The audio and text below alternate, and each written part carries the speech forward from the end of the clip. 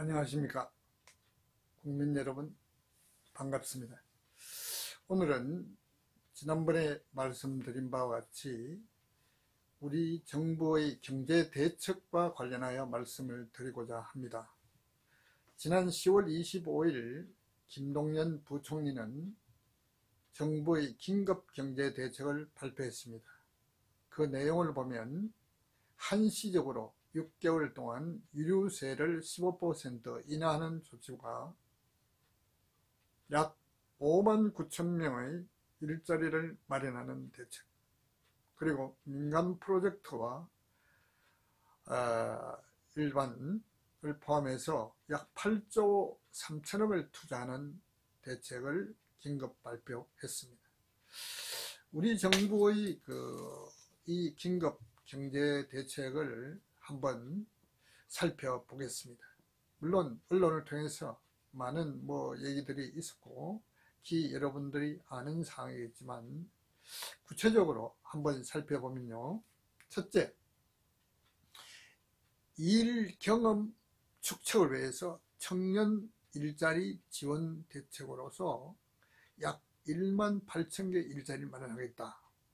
그리고 두 번째, 사고 재해 예방을 위한 안전시설 점검으로 4천 개 일자리, 그리고 행정정보 데이터베이스 구축을 위해서 약 8천 개의 일자리, 그리고 대국민 서비스 현장의 인력 확충을 위해서 약 1만 1천 개 일자리, 그리고 농어촌 생활 환경 정비 사업으로 약 7천 개, 그리고 고용산업 위기지역 희망 근로사업으로 1만 1천 개의 일자리를 마련하는 대책을 발표했습니다. 저는 정부의 이 발표를 보고 정말 한심하다는 생각이 들었습니다. 왜냐하면 이런 대책은 정말 초등학생이라도 돈이 있으면 할 수 있는 대책이다. 그리고 이 대책은 역대 정부에서 그야말로 돈이 있으니까 응급 처방으로 땜질식으로 재탕, 3탕, 4탕, 5탕 이렇게 하고 있는 대책에 지나지 않습니다. 이건 결코 제대로 된 대책이 될 수 없는 겁니다. 말이 대책이라고 붙여놔서 대책인 것이지, 이거는 돈이 있으니까 그냥 퍼주기는 뭐하고 핑계를 대서 돈 퍼주는 그런 대책에 불과한 겁니다. 정말 우리 정부의 경제 브레인들이 이런 정도, 이런 수준의 어떤 대책을 대책이라고 국민들에게 발표하고 그 엄청난 돈을 투자하겠다고 하는데 정말 한심합니다.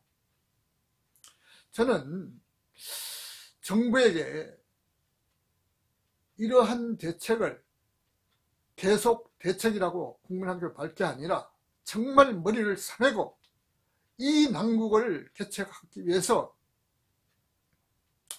연구하고 공부하고 제대로 된 대책을 세워서 국민이 인정하고 호응할 수 있는 대책을 시급하게 발표해서 시행해 줄 것을 요청하는 겁니다.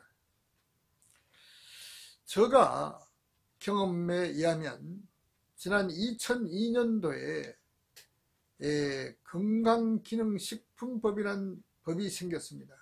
여러분도 잘 알다시피 건강기능식품이라는 것은 그 당시에는 일반식품과 약품이라는 두 가지 분류가 있습니다. 우리가 시장이나 식당에서 먹는 음식이라든가 식재료라든가 모든 것이 일반식품에 해당하고 그 나머지 것은 약품, 여약품, 이 두 가지 분류밖에 없었는데 그 두 가지 분류 사이에 건강기능식품이라는 품목을 하나 넣은 겁니다. 그러면 이건 산업이 되는 거예요. 일반식품 산업, 의약 산업, 건강기능식품 산업, 소위 말하면 한 산업 분야의 소위 발전을 위해서 구분해서 육성을 하는 대책을 2004년도에 실시했고, 그 당시에 약 시장 규모가 2천억 미만의 시장이었습니다. 정말 영세한 수준이었죠. 그런데 14년 동안 어떤 일이 벌어졌냐? 지금 식약청 통계에 의하더라도 매년 10% 이상의 성장을 했다고 통계치가 나와 있습니다. 그리고 이 분야는 세계적으로 성장할 수 있는 비전이 있는 분야라고 전 세계인들이 얘기하고 있습니다. 그리고 실제적으로 우리가 지난 14년 동안 성장률을 조사해 봐도 매년 10% 이상 성장했다는 것은 엄청난 겁니다. 우리 경제가 1년에 뭐 3%도 제대로 발전하지 못하는데 이 분야가 10% 이상의 성장을 계속했다는 것은 정말 엄청난 거예요. 이처럼 이런 산업 분야를 21세기에 필요한 산업 분야를 소위 연구를 해서 새로운 산업 분야를 개척하고 그 산업 분야에 필요한 인력을 양성하고 고용하는 이런 대책을 발표를 해야 그야말로 제대로 된 일자리 대책이 될 수 있을 것입니다. 그래서 우리 정부에게 하나 제안을 하겠습니다. 정말 우리 정부가 발표한 대책이 너무나 한심하기 때문에 저의 경험으로 봐서 현재 세계적으로 성장 가능성이 있는 산업 분야가 있습니다. 그게 건강관리 서비스 분야인데요. 이건 어떤 분류냐? 소위 말하면 우리가 일반적으로 건강 분야의 분류에 있어 가지고 일반인, 환자, 일반인은 그냥 일반이고 환자는 병원에서 치료를 받는 소위 말하면 환자인 겁니다. 이 두 가지 분류가 있는데 일반인과 환자 그 사이에 소위 말하면 일반은 아니고 환자도 아닌 소위 말하면 비건강인, 관리가 필요한 건강관리 서비스가 필요한 분야를 건강관리 서비스라고 합니다. 이것은 한 산업 분야로 발전할 수 있는 21세기 성장 가능성이 있는 산업 분야입니다. 그래서 미국이나 일본 같은 경우 선진국을 살펴보더라도 일본의 예를 보면 약 이 분야에 200만 명의 인력이 고용되어서 직업인으로 일하고 있습니다. 우리도 지금 세계적인 추세가 고령사회로 가고 있기 때문에 고령사회에서는 분명히 건강관리가 필요합니다. 이 건강관리 서비스 분야를 새로운 산업으로 육성을 하면 양질의 일자리와 지속 가능한 일자리, 비전 있는 일자리가 만들어집니다. 제가 추산해도 최소한 이 분야를 법률을 제정하고 이걸 정책으로서 추진하면 단기적으로는 몇십만 원에서 장기적으로는 100만 이상의 인력이 고용될 수 있는 신산업 성장 가능 산업 분야입니다. 저는 2002년도 건강기능식품법이 제정돼서 2004년도에 건강기능식품법이 제정 시행돼서 지금 14년이 지난 이 과정을 살펴보면서 건강관리 서비스 분야도 시급하게 우리가 개척해야 될 그리고 육성해야 할 산업 분야이기 때문에 이 어려운 시기에 정말 제대로 된 일자리를 만들 수 있는 분야이기 때문에 정부에게 강력하게 요구합니다. 정말 땜질 처방식의 알바 자리나 만들어내고 돈을 펑펑 쓰는 그런 어떤 짓을 하지 말고 정말 제대로 연구하고 제대로 된 일자리를 만들어서, 우리가 흔히 지금 오포 시대라고 합니다. 청년들이 결혼도 안 하겠다, 연애도 안 하겠다, 출산도 안 하겠다, 인간관계도 포기하겠다, 내 집 마련도 포기하겠다. 그래서 취업도 안 되니 방구석에 그냥 박혀만 있겠다. 이런 청년들이 지금 약 30만 명에 있습니다. 그리고 모든 분야에 제대로 된 일자리가 없습니다.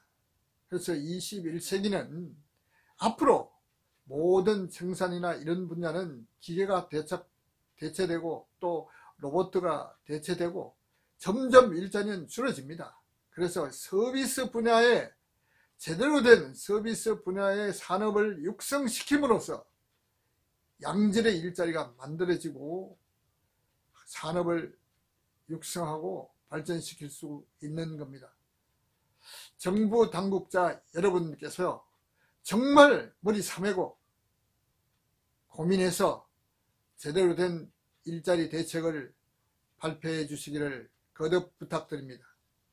국민 여러분, 정부가 이렇게 일자리 대책이라고 엄청난 조단위의 이런 돈을 투자를 하고 하는데, 정말 이런 식의 대책으로 이런 거액의 혈세를 투자한다는 게 정말 국가의 장난을 위해서 있을 수 없는 일입니다. 우리 국민 여러분들께서도 정부가 발표하는 이런 일자리에 침묵하지 마시고 제대로 된 일자리 대책을 마련하라고 목소리를 높여주십시오. 얼마든지 연구하고 공부하고 고민하면 좋은 일자리를 만들어낼 수가 있습니다. 특히 우리 정부의 경제 대책을 담당하는 그런 분야에 있는 공직자 여러분께서는 나라를 구한다는 그런 각오와 신념으로 연구하고 대책을 마련해서 국민 앞에 내놓으시기를 거듭 부탁드리겠습니다. 국민 여러분, 우리가 이 어려운 난관을 헤쳐가는 것은 현명하고 새로운 아이디어 그리고 단결하는 가운데 애국심을 가지고 우리 산업을 더욱 발전시키고 육성해 나가는 것이 중요합니다. 국민 여러분, 대단히 감사합니다. 120 국민의 소리였습니다. 감사합니다.